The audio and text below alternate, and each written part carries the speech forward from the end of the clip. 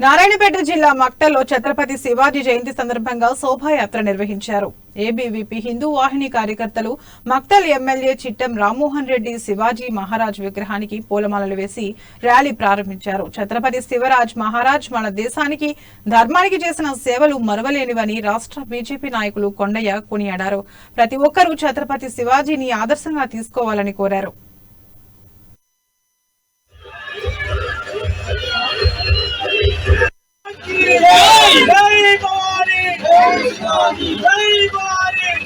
ఛత్రపతి శివాజీ మహారాజ్ జయంతి సందర్భంగా ఈరోజు మక్తల్ పట్టణంలో హిందూ వాహిని ఆధ్వర్యంలో పెద్ద ఎత్తున శోభాయాత్ర నిర్వహించడం జరిగింది.